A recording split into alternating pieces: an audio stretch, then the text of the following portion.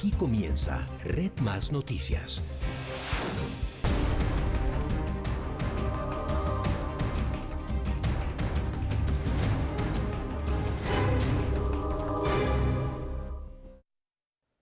Buenas noches.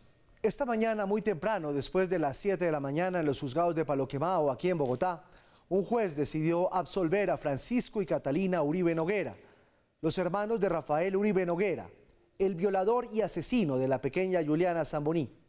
Ellos eran señalados por los presuntos delitos de ocultamiento, alteración o destrucción de material probatorio y favorecimiento de secuestro en el crimen de la niña. La decisión fue tomada tras analizar todo el material probatorio y escuchar testimonios de los testigos de lado y lado.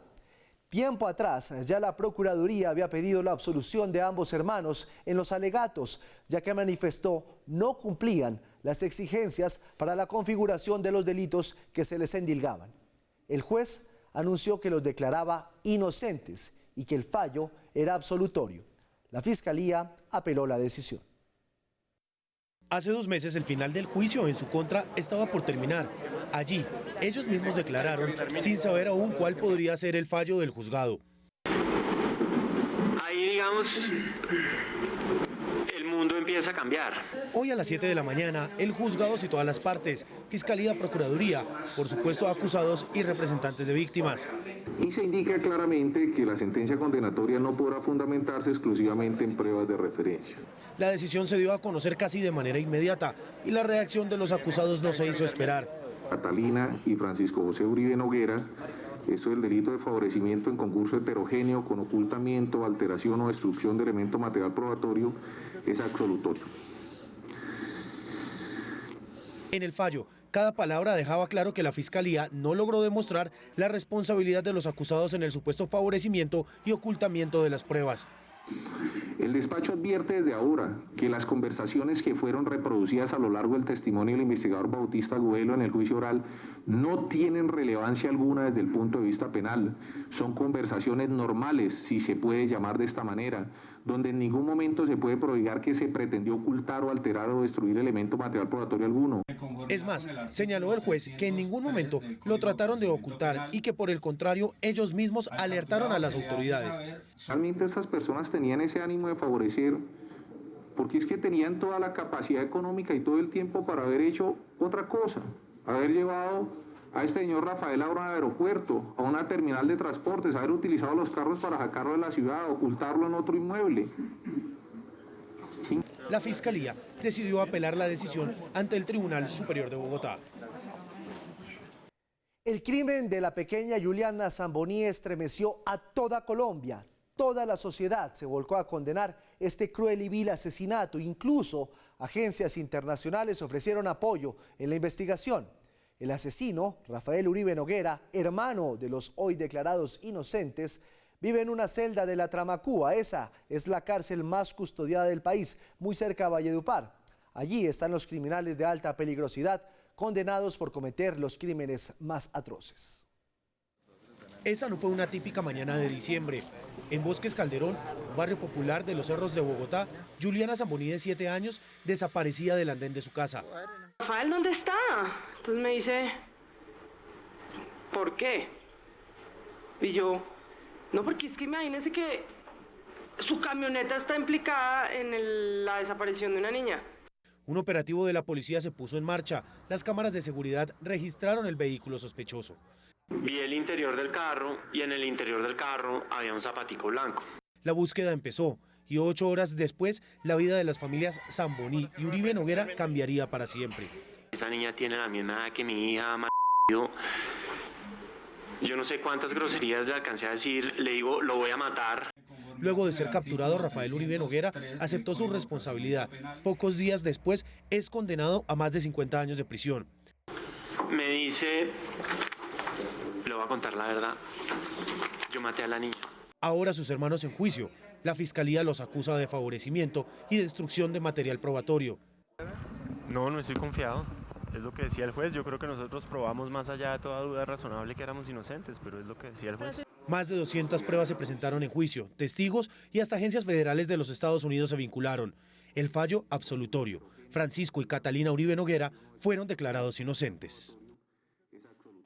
Nuestro editor judicial Juan Carlos Giraldo habló con Francisco Uribe Noguera, hoy declarado inocente por la justicia. Chicho, adelante. Así es, muy buenas noches. Pues terminaron estos 2 años y medio de juicio en contra de Francisco y Catalina Uribe Noguera, que habían sido acusados por la Fiscalía de favorecimiento y ocultamiento de pruebas. Hoy son declarados inocentes por el juzgado 46, como ya lo veíamos. Por eso nos acompaña precisamente Francisco Uribe Noguera. Francisco, bueno, ¿cómo tomaron ustedes esta decisión y culminan estos 2 años y medio? La tomamos con mucha alegría y con respeto de la decisión del juez. Sí. ¿Qué fue lo más complicado de vivir todo esto, su entorno laboral, familiar?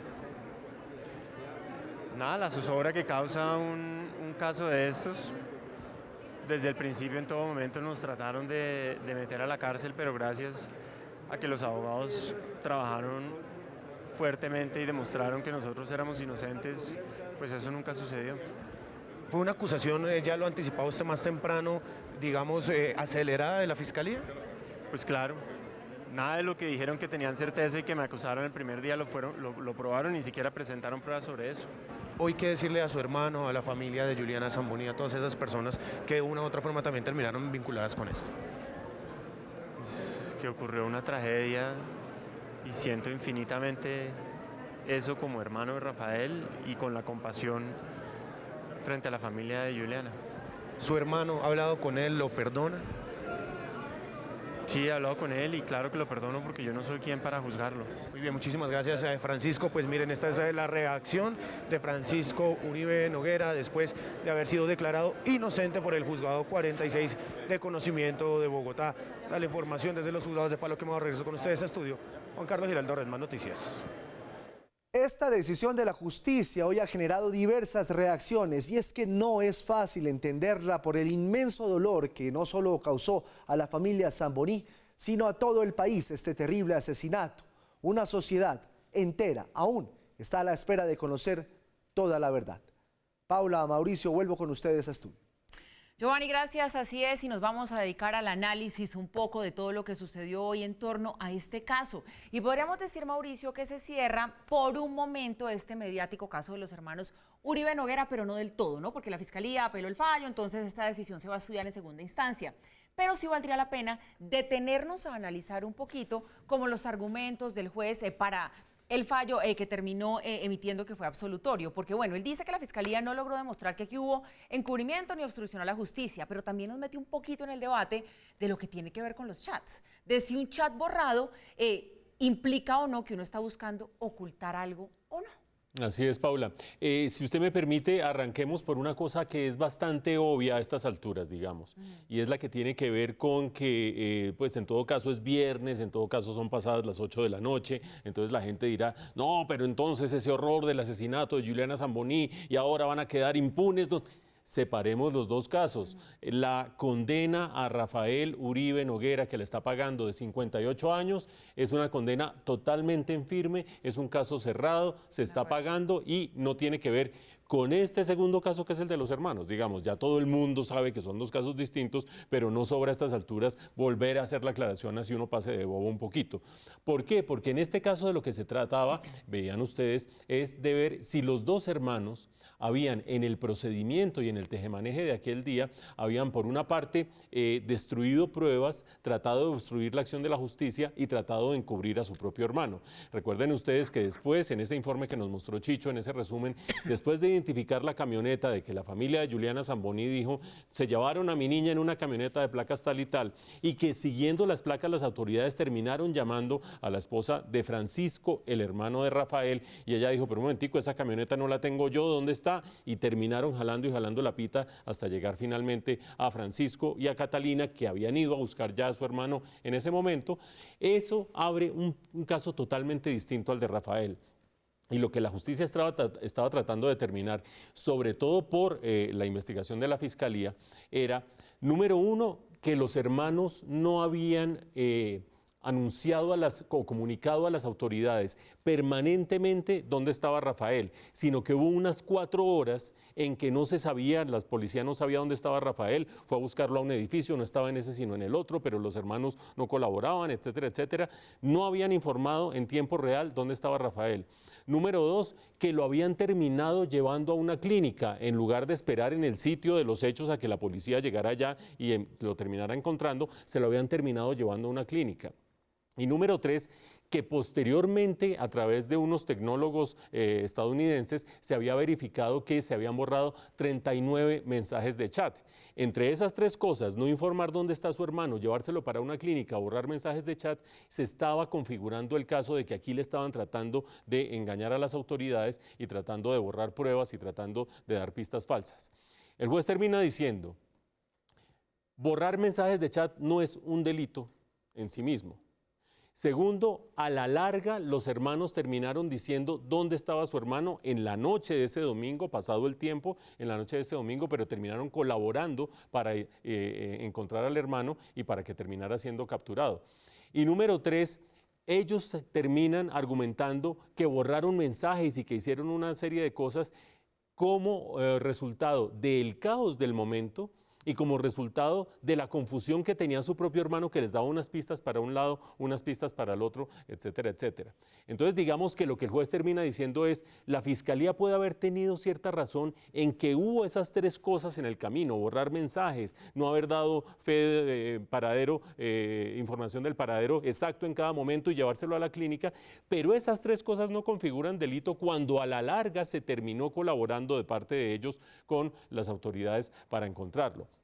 Un elemento para que ustedes se hagan una idea, porque todo esto, como dice Paula, va a segunda instancia, la Fiscalía va a ir al Tribunal de Bogotá a decir, yo voy a apelar esta decisión y vamos a ver qué termina sucediendo allí, pero de aquí a allá, para que ustedes complementen un poco el juicio que se están formando, un elemento que le da a uno cierta pista de lo que los hermanos querían o no querían hacer sobre la suerte de su propio hermano, es un intercambio de mensajes que tuvo Catalina, la hermana, con su mamá, y que ustedes recordarán que lo registramos en este noticiero y que es muy breve.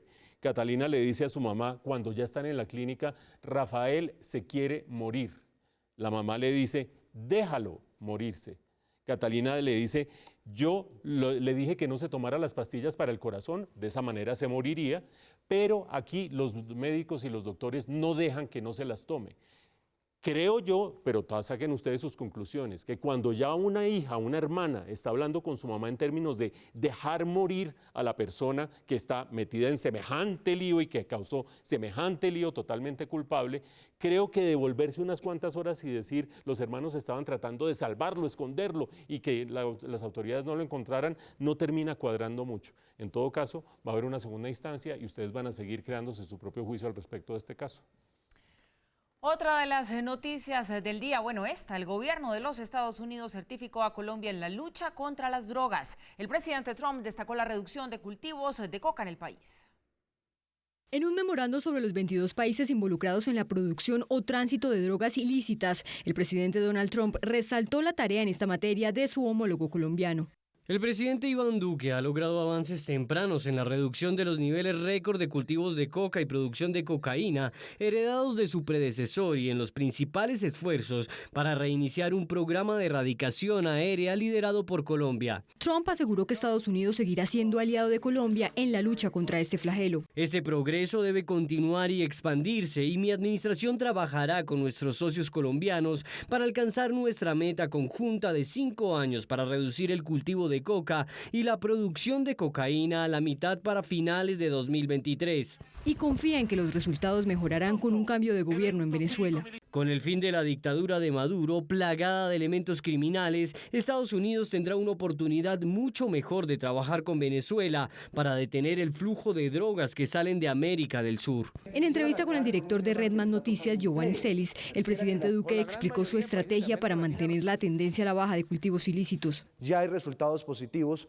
Uno podría pensar que el fantasma de la desertificación está lejos, pero ¿cómo lo va a hacer sostenible en el tiempo y cómo los va a seguir disminuyendo? ¿Con aspersión aérea, con la erradicación manual? ¿Cuál es el plan que viene? Nosotros en los primeros meses del gobierno lanzamos la política Ruta Futuro, que es una política para enfrentar el problema de las drogas con una visión integral. Una visión que va desde la sustitución, la erradicación, la formalización a cambio de sustitución, el pago por servicios ambientales y, por supuesto, considerar una aspersión con precisión y con estándares sociales y ambientales. Confesó que cuando llegó al gobierno encontró 3 grandes problemas en esta materia. Primero, el desmonte de los grupos manuales de erradicación. Colombia llegó a tener en el año 2010 más de 100 grupos manuales de erradicación. Cuando empezó nuestro gobierno en el 2018 teníamos 23.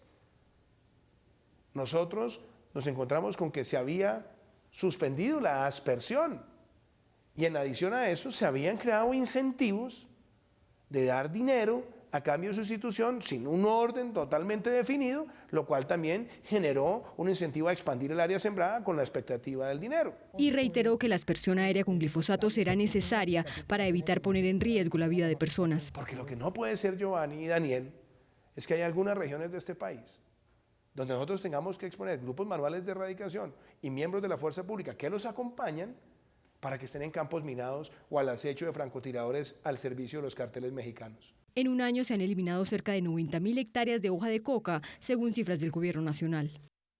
Bueno, pues buena noticia esta de la certificación para Colombia, Mauricio, a pesar de que nos recuerda lo mucho que todavía dependemos de los Estados Unidos. Estábamos nerviosos y todo, como esperando a ver si pasábamos o no el examen. Ahora, esta certificación compromete al gobierno a que sí o sí tiene que regresar la aspersión aérea con glifosato.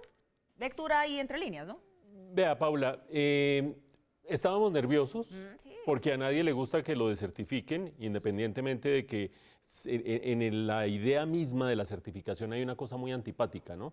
Y es que otro país me dice a mí si estoy haciendo las cosas bien nos quitan o no la las estoy platica, haciendo. si no nos certifican. Claro, entonces si no hubiera platica de por medio, quizás nunca nos había interesado la certificación. Hoy la cooperación económica de Estados Unidos es mucho menor que en las épocas de los 90s, en las épocas pretéritas, en las que nos desertificaron y nos terminaban afectando de manera muy seria la cooperación internacional. En este caso sería mucho menor el golpe, pero en todo caso, aunque sea muy harto que otro país le diga a uno estás haciendo bien las cosas o mal las cosas en términos de narcotráfico, Pambé le diría es mejor que le digan que las está haciendo bien a que las está haciendo mal. Y efectivamente estamos como país mucho más tranquilos.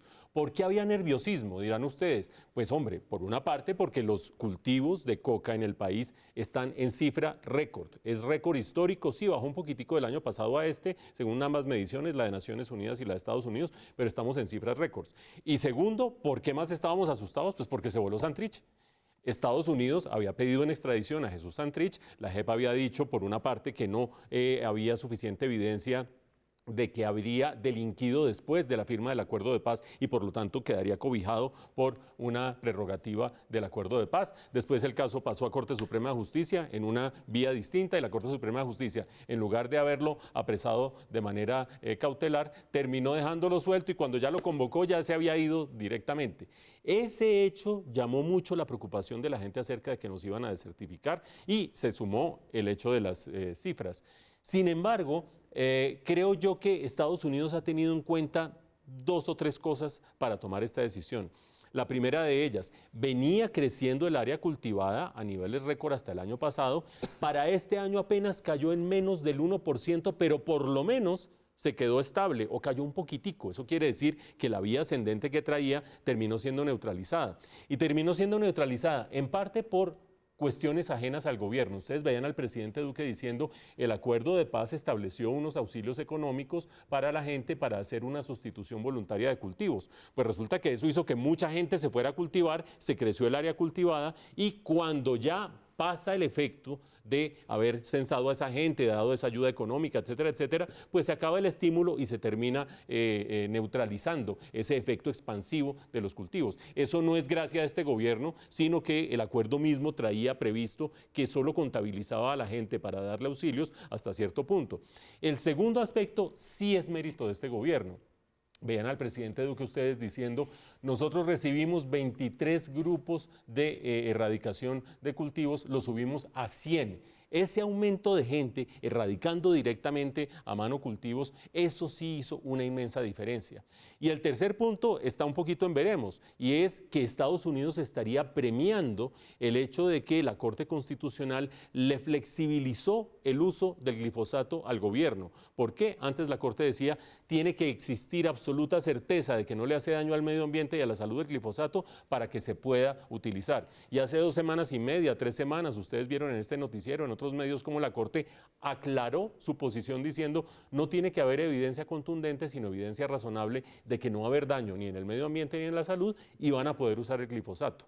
Esos 2 elementos, el que hubiera habido mayor erradicación manual y el que hubiera habido de por medio esta promesa de que se va a poder usar el glifosato, creo yo que son los que hacen que el gobierno en este momento esté cantando victoria. Una victoria que no viene gratis, porque la misma documento en el que nos certifican nos dicen, eso sí, para el año entrante se espera que el área cultivada, bueno, para el año entrante, al cabo de 3 años, que el área cultivada haya caído a la mitad, es decir, compromiso de por medio. El presidente Iván Duque calificó como una provocación los ejercicios militares desplegados por el régimen chavista en la frontera. Luego de que el régimen de Nicolás Maduro ordenara el despliegue de unos 3.500 militares y policías en el estado venezolano de Táchira fronterizo con Colombia, con la supuesta misión de combatir el narcotráfico y el contrabando de combustible, desde Cúcuta el presidente Iván Duque se refirió a estas maniobras usando un viejo adagio. Hay algunos que dicen que perro que ladra no muerde. Él le encanta todos los días provocar y provocar para por esa vía tratar de ganar algo de respaldo popular que lo perdió todo por cuenta de haber empobrecido por completo al pueblo venezolano.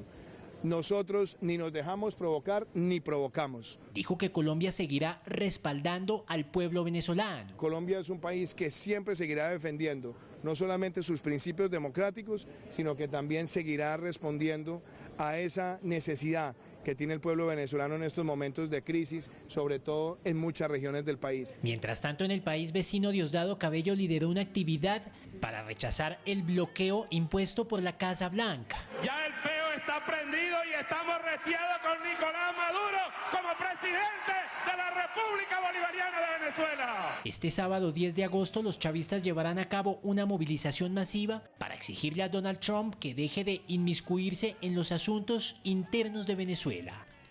Nuevos audios revelados en audiencia por la Fiscalía serían la prueba de que el general Jorge Romero habría tratado de ocultar evidencia sobre los supuestos hechos de corrupción de la Brigada Cuarta, en donde fue comandante. Según la Fiscalía, es necesario que el general Romero sea enviado a un centro carcelario, pues hay evidencias de que este podría alterar la investigación, como supuestamente habría tratado de evitar que se conocieran los hechos de corrupción de la brigada. Era el proveedor non plus ultra. O sea que eso más de un comandante antiguo, anterior debe estar ahí que le tiembla el ojo. Desde la época de mi general Mejía, weón. Desde la época de mi general Mejía, porque ese man se lo pasaban en cocina porque era el que manejaba la tula.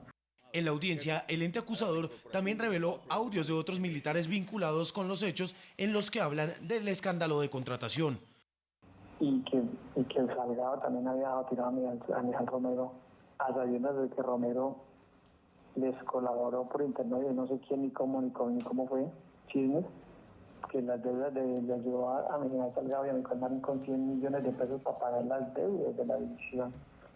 La Fiscalía tendría evidencias que involucran a otros generales que actualmente ocupan importantes cargos al interior de las fuerzas militares. Cinematográfico caso de fleteo en el norte de Bogotá. Tras robar a los cajeros de un banco, un grupo de asaltantes emprendió la huida en una moto, pero el vehículo no prendió. En medio del desespero comenzaron los ladrones a disparar. Esta impactante escena sacudió la tranquilidad de los habitantes de Colina Campestre en el norte de Bogotá este viernes. Quienes transitaban por la zona se convirtieron en testigos directos del desenlace de un fleteo bajo la modalidad de taquillazo, cuando los dos sujetos, después de robar una alta suma de dinero a los cajeros de una entidad bancaria, trataban de huir en una motocicleta. Pero como cosa del destino, no les encendió justo en el momento de la fuga. El primero en emprender la huida fue el parrillero, quien baja de la moto, dispara contra la comunidad que intentaba intervenir, se le cae el arma, regresa por ella y su compañero lo sigue en la huida, esta vez a pie. Tras un plan candado y persecución por parte de la policía en la zona, se frustró el plan y estos 2 ladrones fueron capturados. Logrando asimismo la incautación de 2 armas de fuego con las cuales intimidaron a las personas y la incautación de una motocicleta en la cual se movilizaban. Y asimismo se logra también la recuperación del dinero que había sido producto del hurto de la entidad financiera. Este es el segundo taquillazo en el mismo mes, luego de que el pasado 2 de agosto asaltantes robaran un banco en el sector del Parkway en Teusaquillo. Esta modalidad consiste en amenazar con armas de fuego a los funcionarios de las sucursales bancarias y llevarse el dinero en efectivo de las cajas. Chapulinesca, Mauricio, toda esta escena de principio a fin. Chapulinesca por fortuna, porque bueno, eso permitió que los pudieran capturar rápidamente, pero también muy peligrosa justamente por la torpeza de estos personajes. Sí, Paula, para los televidentes, mientras nosotros veíamos una vez más la nota ahorita, uno no sabía si reírse o aterrarse. Hay ¿no? momentos en los que uno le da risa y después cae en cuenta que la escena es muy peligrosa. Claro, pues empecemos por la escena del tiro, es decir, estar uno caminando por allí en el centro comercial a la 1:30 de la tarde y de pronto, ¡pum!, No, un disparo, y que no fue un disparo al aire. Ustedes ven la posición en la que está este fascineroso, lo que pasa es que es tan torpe que termina disparándole quién sabe a qué vidrio, pero él dispara a la gente que le está en ese momento ya empezando a abuchear y amenazando con linchar. Pues amenazar por lo menos es un anuncio. Pero lo cierto es que aquí hay 2 cosas que vale la pena destacar. La primera de ellas, es increíble verificar un día sí y el otro también que nosotros estamos como en el Far West, como en el lejano oeste, que de repente usted está haciendo una vuelta y empieza el tiroteo enfrente suyo, tan, y que si usted está de malas, de pronto la bala perdida le termina cayendo. Yo creo que más allá del segundo comentario que voy a hacer, que es el de la torpeza de este par de fascinerosos, ese primero es el más importante, el que la ciudadanía esté expuesta de esa manera, el que uno tenga que sacar el celular y mirar a ver quién se está haciendo tiros en ese momento, el que el fleteo sea una modalidad de tanta recurrencia en la ciudad y el que todo el mundo esté inerme y totalmente expuesto a esta clase de disparos al aire o de disparos directamente contra la muchedumbre. Ese es el primer aspecto. El segundo, qué par de imbéciles, en el fondo, porque si ustedes ven, ni siquiera son solidarios entre ellos mismos. No es solo que se le apague la moto a uno, sino que cuando el otro arranca, el de la moto que pensaba que lo iban a estar esperando, trata de volver a prender, pero cuando ve que el otro arrancó, tiene que dejar la moto para irse detrás porque ni siquiera hay solidaridad, y cuando corre para un lado, el otro ya está corriendo absolutamente para el otro lado. Es decir, unos completos novatos, lo que hace mucho más peligroso el que anden con un arma, no disparando para arriba, sino disparándole a la gente. Uno dice, bueno, si por lo menos hay unos tipos que son profesionales del delito, por lo menos tratarán de usar los disparos en primera instancia para asustar y no para terminar matando a alguien. Pero semejante conjunto de ineptos en este caso, de cualquier manera, lo agrio y lo dulce de este caso, que termina siendo finalmente conjurado por la policía, lo termina uno llevando a algo que quizás registremos la próxima semana y espero equivocarme. Y es que un juez los termina agarrando y termina diciendo, no, aquí a pesar de que la evidencia, no sé qué, si sé cuánto, bla, bla, bla, quedan libres, y como la suma no era superior a no sé cuánto y no tenían antecedentes, pues terminan siendo libres porque las cárceles están demasiado llenas. Caso en el cual, o dato en el cual, sí termina teniendo razón. Esperemos que no sea así. Por el momento, por fortuna, los agarraron.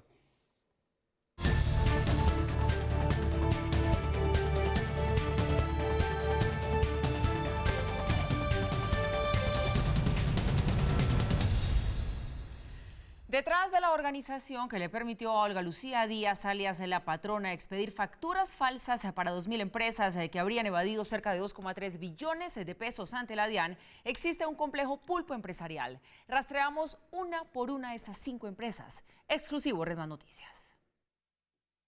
Olga Lucía Díaz construyó una discreta pero eficaz red compuesta por 15 empresas, entre ellas 5 consideradas el corazón de su actividad ilícita: Sismet, comercializadora mundial GD, Ferreterías Dandy, comercializadora Díaz y Ferretería Remat. A través de ella expedía las facturas falsas. Todas están inscritas legalmente ante la Cámara de Comercio de Bogotá y reportan en la misma dirección en el barrio Ricaurte, muy cerca de la bodega donde almacenaba la copia de seguridad de sus facturas e información sensible sobre sus decenas de clientes, entre los que estarían grandes superficies y cajas de compensación, entre otros. Tal como aparece en esta imagen, una de las empresas, Ferreterías Dandy, reporta la dirección calle Octava A, número 28A29. Red Más Noticias llegó hasta allí. La dirección existe, pero los vecinos no dan razón de actividad de ninguna empresa en ese sitio. Los teléfonos registrados no están en servicio.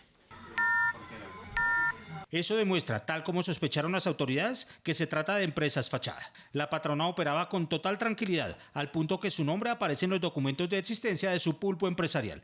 En Sismet, por ejemplo, hace las veces de suplente del representante legal, lo mismo que en Ferroeléctrico Remat, tal como lo demuestran estas imágenes. En el operativo en el que la patrona fue capturada, cayeron también sus lugartenientes. El más importante de ellos es John Salazar, quien aparece como representante legal de 3 de las compañías del pulpo empresarial. Tal como lo demuestran estas imágenes, Salazar es el responsable de Remat, Comercializadora Díaz y Comercializadora Mundial. A través de ellas se tramitaba la gran mayoría de los fraudes, pero Salazar sabía bien cómo esconder las facturas y su propia identidad. Ante la Cámara de Comercio reportó un número de cédula que al parecer no existe. De hecho, al consultar las bases de datos de la Procuraduría, la Policía y el registro de multas de tránsito, su cédula no aparece. Por el contrario, la identidad de la patrona sí es rastreable en las principales bases de datos oficiales, tal como se puede apreciar acá. Otra de las fichas claves que cayó en el operativo es la mujer que le hablaba al oído a Olga Lucía Díaz. Se trata de Caterina Angélica Contreras, especialista en temas contables, financieros y tributarios. Contreras aparece como representante legal de la ferretería Dandy y era la persona a cargo de Sismet en 2015, cuando intentaron ganar una licitación con la alcaldía de Yopal Casanare. Tal como se demuestra en este documento que recoge la investigación de la Contraloría de ese departamento, la patrona y Caterina Contreras usaron 3 de sus empresas fantasmas para intentar quedarse con el contrato de adquisición de muebles destinados a los centros de atención al adulto mayor. Aunque mandaron las 3 cotizaciones distintas, en ella aparece la misma dirección que reportaron en Bogotá y en donde no funciona ninguna empresa. Finalmente la patrona perdió esa licitación, al parecer a manos de una compañía controlada por el controvertido John Calzones.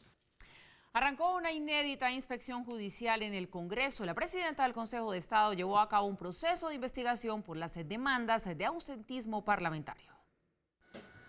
Para sorpresa de muchos, en la sede del Archivo del Congreso de la República hay una oficina donde reposan varios documentos de constancias y entre los anaqueles se encuentra un pequeño y colorido papel para las futuras excusas que presentarán quienes trabajan en la rama legislativa. La presidenta del Consejo de Estado llegó antes de las 8 de la mañana este viernes a la Cámara de Representantes y su primera inspección judicial fue sobre el historial de fallas y excusas del representante conservador Jaime Felipe Lozada. La existencia de historias clínicas y demás documentos que soporten incapacidades, que soporten en este caso las justificaciones que se establecen. En la audiencia de inspección de la presidenta del Consejo de Estado se hizo en varias oficinas del Congreso. Y que le asista a las partes que se desenvuelven dentro del proceso y se le garanticen los derechos procesales, constitucional y legalmente previstos. Catherine Jubinao es quien lidera un grupo de veeduría que por primera vez le pone la lupa a las constantes ausencias y fallas de los congresistas como las de Jaime Felipe Lozada. De venir a revisar en los expedientes y en los archivos originales pues los documentos que están soportando las inasistencias del congresista Lozada.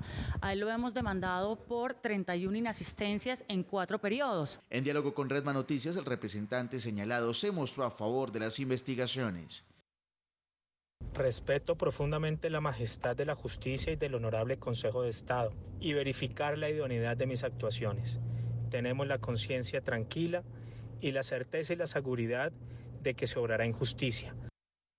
Sin embargo, para los demandantes muchas excusas no estarían totalmente documentadas y con los permisos requeridos. Estas excusas, ninguna tiene, por ejemplo, soportes de EPS.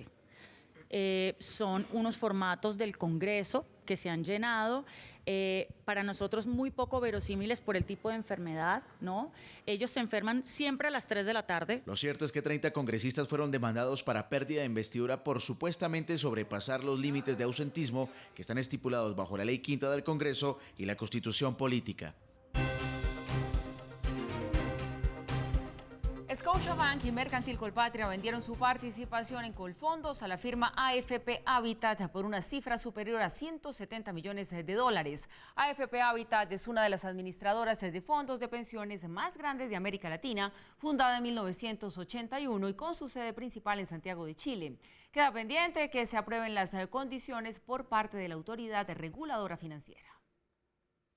Esta operación en nada desestimula el compromiso que tiene Scotia con Colombia. Lo que queremos hacer es enfocarnos más en nuestros negocios bancarios con el ánimo de ofrecer un mejor servicio a todos nuestros clientes.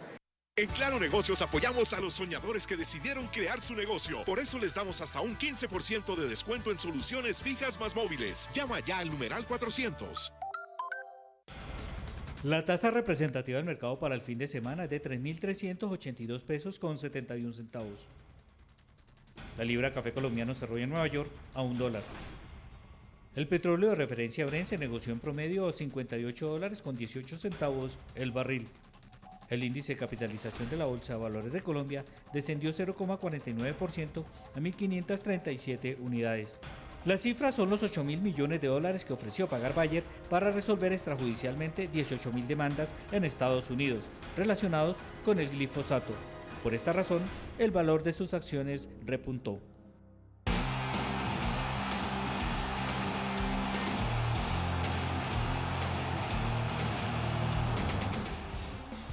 Continuamos con los deportes y con este día dorado para Colombia en los Panamericanos de Lima. Al oro de la mañana logrado por Pedro Causil en patinaje, se le unió el de Mariana Pajón en BMX con una carrera perfecta que destrozó a sus rivales. La doble campeona olímpica se llevó la medalla de oro en BMX tras registrar un tiempo de 36 segundos, 323 centésimas, superando a las rivales de Brasil y Venezuela. Me sentí fuerte nuevamente y bueno, con microfracturas en los dos brazos, con puntos en el codo, tengo esguinces en el tobillo, en la rodilla y en la clavícula. Yo no sabía si iba a correr, pero son malas ganas con el corazón. Por su parte, Pedro Causil se coronó campeón en patinaje de carreras, modalidad 300 metros contrarreloj. El colombiano logró un registro de 24 segundos, 701 centésimas. No era sueño realmente el oro panamericano, era volver a ganar unos 300 metros después de tantos años. De otro lado, Jacqueline Rentería ganó la presea de plata en la final de lucha libre, división 62 kilogramos. Cayó derrotada entre Kayla Miracle de Estados Unidos, quien se llevó la de oro. A propósito, la lucha le dio otras 2 medallas de bronce al país, con Andrea Olaya en la categoría de 76 kilogramos y Yadinis Amaris en los 57 kilogramos. Nuestra delegación se mantiene en la 7ª casilla de la medallería con 20 oros, 15 platas y 24 bronces, para un total de 59 preseas. Hola, muy buenas noches. Hoy las noticias del entretenimiento las enviamos desde la ciudad de Medellín. Estamos aquí celebrando y disfrutando de la primera versión del Claro Música Fest. En tarima está Martina la Peligrosa, pero han pasado diferentes artistas. Aquí está la nota de Marco Vergara, quien nos cuenta cómo está el ambiente en este gran concierto. Por estos días en Medellín todo es sinónimo de fiesta y todo eso por el Claro Música Fest. Fue tan oportuno en su primera edición que empató con la representativa Feria de las Flores. Música, comida y entretenimiento para todos. Me encantó, o sea, todo ha sido una organización, desde que ingresamos todo ha sido excelente, volvería 1, 2 y 3 veces. Y lo mejor, Jessy Uribe, o sea, no, ese tipo es lo máximo. ¿A quién esperan ahora? El que salga, eso está tan bueno que no importa el que salga. Y si hablamos de la nómina, hay de todo y para todos. Martina la Peligrosa aprovechó para hablarnos de su nuevo lanzamiento en los escenarios del Claro Música Fest. Viene alegría, baile, color, una canción nueva con Chino Miranda, volvimos. Siempre me gusta mucho Medellín, el cariño que recibo de la gente desde que comenzó mi carrera. Pues siempre se los voy a agradecer. Estos fueron los 8.000 metros cuadrados de pura diversión, feria y música. Así fue la primera edición de muchas que vendrán del Claro Música Fest en la ciudad de la eterna primavera. Señores, les cuento que en la Feria de las Flores hay eventos para todos los gustos. En la ciudad del Río se ingeniaron un lugar para que usted pueda disfrutar de la diversidad gastronómica, de las fondas, de conciertos y hasta de un circo. Miren ustedes. Al mejor estilo vaquero fue diseñada la granja de Flores. Las primeras en adornar el lugar son las mini yeguas, que aguardan tranquilamente mientras las llevan en escena para entretener a su público más querido, los niños. Aquí las familias pueden pasearse por todos los espacios y disfrutar de platos y dulces típicos, así como de las fondas y hasta de un circo. Precioso, muy hermoso. Vine desde Santo Domingo para ver el Festival de las Flores. El escenario no podría estar más florecido. El parque le rinde un homenaje a pueblos y corregimientos donde las familias se sienten como en casa. Espectacular, muy bueno para estar con toda la familia. Medellín es una berraquera. pero es evidente que si hay algo que engalana la granja son las flores. Gloria ya prepara su silleta para lucirla el domingo y pone cada flor como si enfrente tuviera un lienzo sobre el que logra una perfecta composición. Dice que aunque ya no tiene las mismas fuerzas, su entusiasmo sí está intacto. La mía ahora un año pesaba como 50 o 60. Este año no la voy a hacer tan pesada porque imagínate, ya los años a uno le pesan, ustedes, no, ¿qué tal? Más suave. Pero aquí no solo hay espacio para las flores, los carros antiguos también lucen como la gran atracción del lugar. Y cómo no, si es que mañana rodarán por las calles de Medellín junto con otros 300 vehículos de colección, que datan desde 1900 hasta 1983, todo un clásico. Por lo pronto, esta es toda la información desde la ciudad de la eterna primavera, Medellín. Pero mañana tendremos más información de la Feria de las Flores. Por lo pronto, los dejo con Daniela Erazo desde la ciudad de Bogotá, quien nos tiene todos los detalles del Miss Mundo Colombia que se llevará a cabo mañana. Daniela, adelante, feliz noche.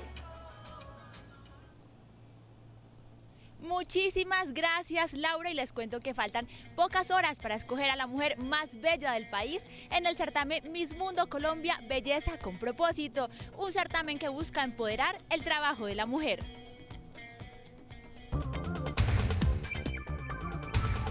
Mañana se llevará a cabo Miss Mundo Colombia 2019, un concurso que anualmente se realiza en cada país para escoger a la representante al Miss Model of the World. La candidata ganadora deberá cumplir con el requisito fundamental del certamen, belleza con propósito. Estén comprometidas en una causa de tipo social, benéfica. Previo a la coronación se han elegido las candidatas favoritas, entre ellas la señorita Bolívar, Daniela Torres, quien se ganó el premio a la mejor modelo. Yo realmente trabajo con una peluquería donde le donamos pelucas a los niños, les hacemos pelucas a los niños y les hacemos actividades y realmente es mi proyecto a seguir. 27 candidatas competirán por la corona que entregará Laura Osorio Hoyo, señorita Miss Mundo Colombia 2018. El canal Red Más transmitirá la velada de coronación a partir de las 6 de la tarde. Y hasta aquí la sección de entretenimiento, pero recuerden, mañana transmisión especial de este certamen a las 6 de la tarde y hasta las 8 de la noche, por aquí, por el canal Red Más, canal 107 y 1007 HD, solo por Claro. Yo soy Daniela Erazo, continúen ustedes en estudio con toda la información. Daniela, gracias, y le cuento que Carlos ya estaba aquí haciendo de jurado de las candidatas, ella escogió su ganadora, pero bueno, antes de despedirnos, ¿usted por qué se ríe? ¿Es verdad? No, pues quien tiene ojos, pues no la sabe qué decir. Bueno, les tengo bonus track. Miren, este podríamos decir que tiene que ver como con percances en época de declaración de renta, Mauricio. A ver. Por fallas en su servidor, ¿cómo les parece que la DIAN, declaró una posibilidad de riesgo en sus servicios informáticos, ¿no?